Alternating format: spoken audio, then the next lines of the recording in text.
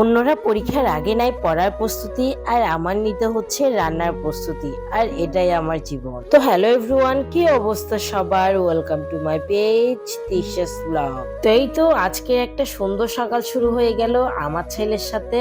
তাকে আমি মাত্র ঘুম থেকে তুলেছি, আর কি সুন্দর করে হাই তুলছিল সে। আর এখন তো সে প্রতিদিনই ঘুম থেকে উঠে এইভাবে জানলার পাশে দাঁড়াতে হবে, আর এটা হয়ে গেছে তার রেগুলার রুটিন। আর ঘুম থেকে উঠার পর তাকে আমার প্রতিদিনই কিছুক্ষণ সময় দিতে হয়, না হলে তার মুড খুবই খারাপ থাকে। বরং তার সাথে আমার এই দুষ্টু মিষ্টি খুনসুটিগুলো করতেও খুব ভালো লাগে। আর তার সাথে এভাবে সকালে প্রত্যেকদিন সময় কাটাতে আমার তো খুবই ভালো লাগে। আর আজকে সকালের ওয়েদারটাও খুবই ভালো ছিল, খুবই স্নিগ্ধ আর খুবই মনোরম ছিল। আমি আর আমার ছেলে তো এই সকালের সুন্দর ওয়েদারটা অনেকক্ষণ বসে উপভোগ করেছি, আমাদের খুবই ভালো লাগে। তো যাই হোক, অনেকক্ষণ টাইম পাস করার পরে এখন চলে এসেছি নাস্তা করব বলে, তাই একটা ফ্রোজেন পরোটা বের করে নিয়েছি আমি, আর এটা দিয়ে হবে আজকে সকালের নাস্তা আমার। আর নাস্তা টাস্তা করে চলে এসেছি রান্নার দিকে। কাল আমার এক্সাম আছে, তাই আজকে যতটুকু পারি আমি সব কাজ একটু একটু টুকটুক করে শেষ করার চেষ্টা করছি। আর এই আলুটাকে দেখে আমার লাইফের কিছু মানুষের কথা মনে পড়ে গেল। উপরে খুবই মিষ্টি আর ভিতরে একদম পচা, একদম এই আলুটার মতো।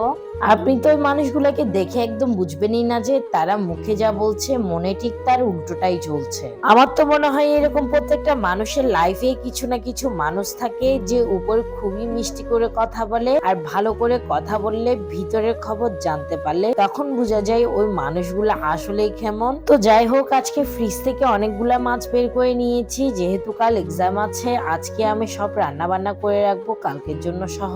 আমার যেহেতু সবসময় দুইটা মানুষেরই রান্না করতে হয়, তাই আমি আহামরি অনেক কিছু রান্না করি না। যেহেতু কাল এক্সাম আছে, তাই একটু বেশি করে রান্না করে নিচ্ছি, যাতে কালকে আমার ঝামেলা পোহাতে না হয়। না হলে আমরা মাত্র দুইটা মানুষই থাকি, আমাদের এতগুলা মাছ রান্না করার প্রয়োজন পড়ে না। তবুও যেহেতু কাল এক্সাম, তাই আমি বেশি করে রান্না করে রাখবো। আর আমি যখন রান্নাগুলা করছিলাম, আমার শুধু বারবার মনে পড়ছিল মানুষ পড়ার জন্য কত কিছু করছে, আর আমি করছি সব রান্নার জন্য। আমার যারা ক্লাসমেট আছে তারা তো অনেক পড়ার প্রিপারেশন নিয়ে নিয়েছে, আর আমি তো শুধু রান্নারই প্রিপারেশন নিচ্ছি। বলতে গেলে আমি পড়ার প্রিপারেশন একদম নিইনি, এটা বললে একদম ভুল হবে। আমার যতটুকু প্রিপারেশন নেওয়া সম্ভব হয়েছে আমি অতটুকুই নিয়েছি, কিন্তু প্রপারলি ভাবে নিতে পারছি না।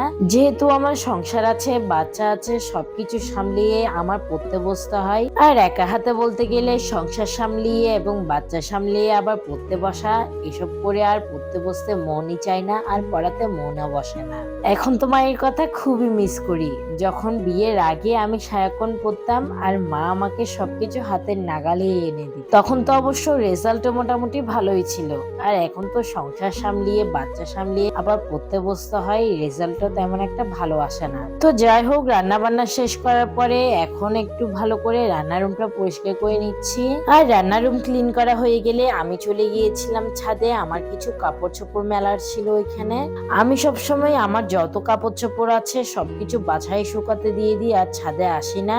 তবে আজ একটা কাঁথা ধুয়ে দিয়েছিলাম, আর কাঁথাটা তো বাসায় একদম শুকাবে না, তাই আমি ছাদে চলে এসেছি কাঁথাটা শুকাতে দিতে। আর এদিকে আমি কাঁথা শুকাতে দিতে দিতে আরিশ ওইদিকে পড়েও গেল।